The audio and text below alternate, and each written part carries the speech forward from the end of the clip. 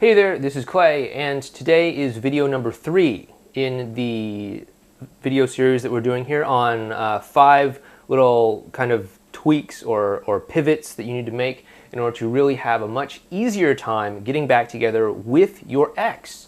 If it's felt really difficult or hard to get through to them, to really get through this chapter of your life and really kind of bring the two of you back together, then you're definitely going to want to pay attention to these videos because with a couple kind of little tweaks, you're going to find that things become a whole lot easier.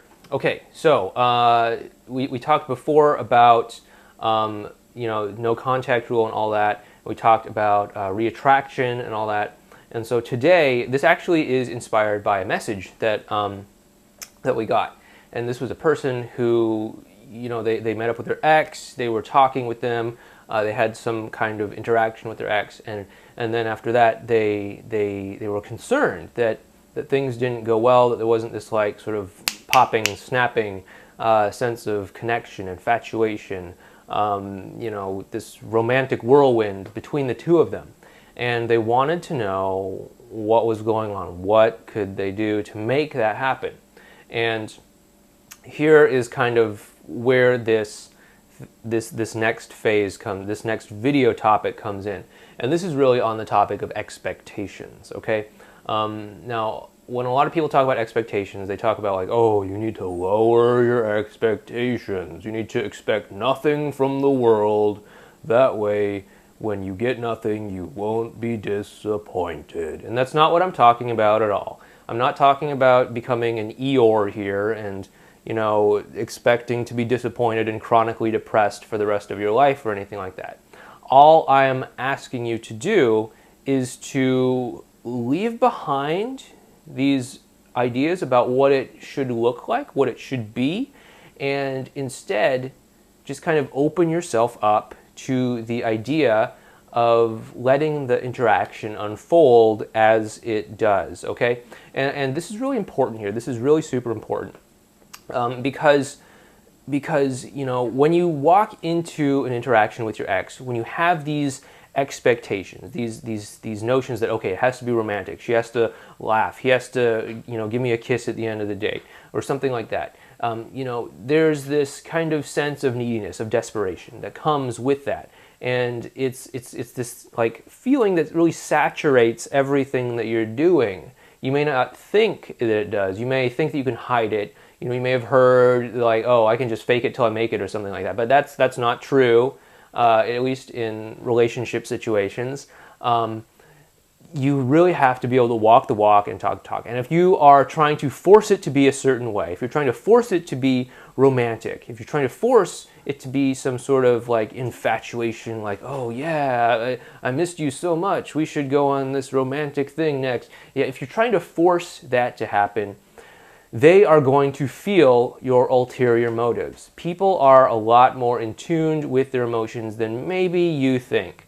A lot of times people don't have the language or the ability to express specifically what they're feeling or thinking, but they can often feel that something's off and they can't quite put their finger on it, and they'll just know, okay, something was weird when I was talking to her or him, and so it just didn't feel right. I'm just going to back off and kind of keep my distance, and that's often kind of the extent that they have. They don't really have the emotional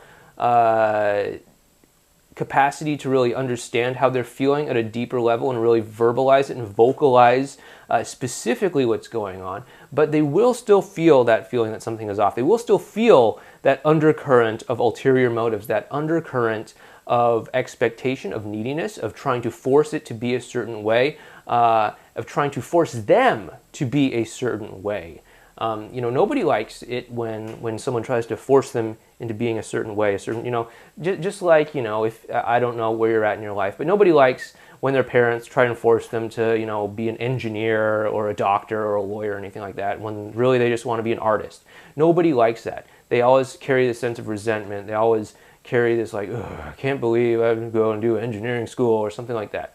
And that is kind of the same energy that you're bringing to the interaction when you are trying to force it to be romantic, when you're trying to force it to be intimate, when you're trying to force it to be passionate, when you're trying to force it to be affectionate. You're really kind of setting yourself up to repel your ex away from you because you're not open to them as they are. You're not accepting of them as they are. You are not really willing to hear them out, to be with them as they are. Basically, it's very subtle. It's very subtle, but it comes across as like, screw you, I don't care how you feel, let's have a romantic interaction right now.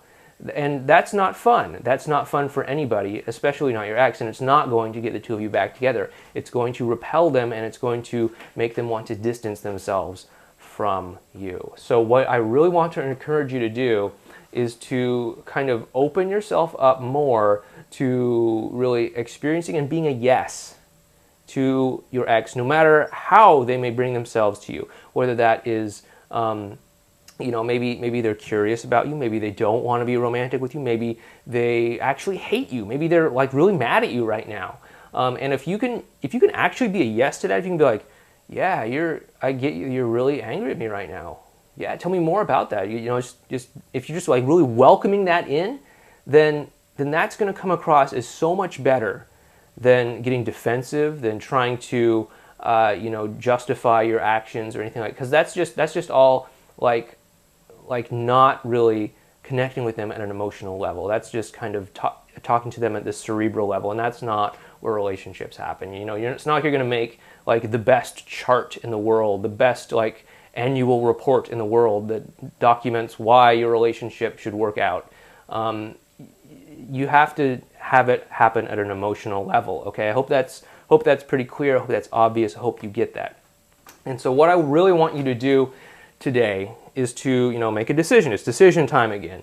Are you going to continue to try and force your ex to have a romantic experience with you, to have an affectionate experience with you, to have some sort of deep, meaningful, emotional experience with you? Are you going to try and force that to happen, to try and force it to look a certain way, trying to force it to look and be another way? Are you going to basically say, screw you, I don't care how you feel, I don't care about what you're going through right now, I want to have romance? Are you going to say that to them?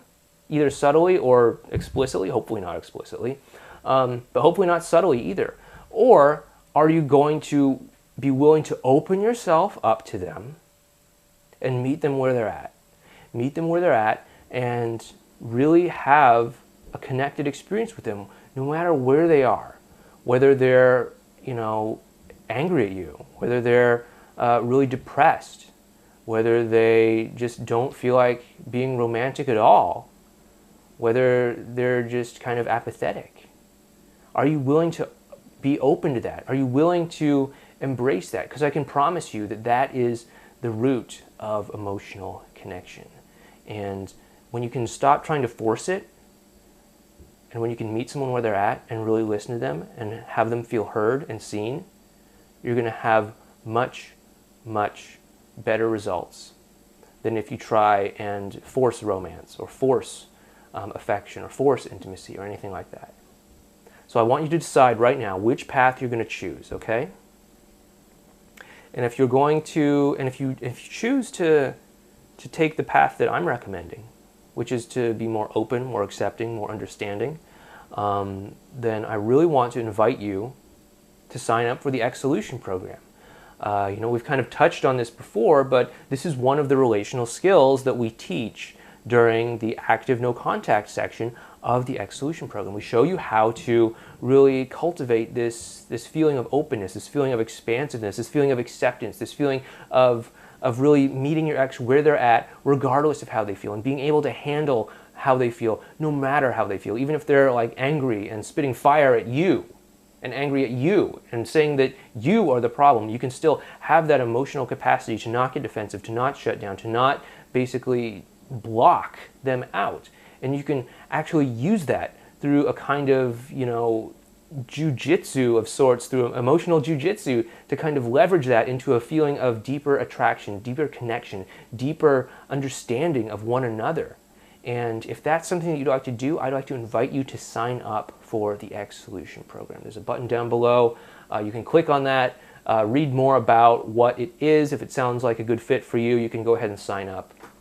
But the most important thing for you to do today is to decide if you're going to try and force things to be a certain way, or if you're willing to meet your ex where they're at, and if you're willing to really see them for the person that they really want to be seen as. If you're really willing to go deep emotionally with them. And if that's something that you're willing to do, then I think that the X Solution program is a good fit for you, and I'd like you to sign up today and give it a shot. Again, this is Clay, and this has been video number 3 in our series. Tomorrow we're going to talk more about another topic that can really kind of like help move your attempts to get back together with your ex a lot faster in the direction that you want. So definitely be sure to tune in tomorrow, and I'll have video number 4 for you then. Okay, thanks.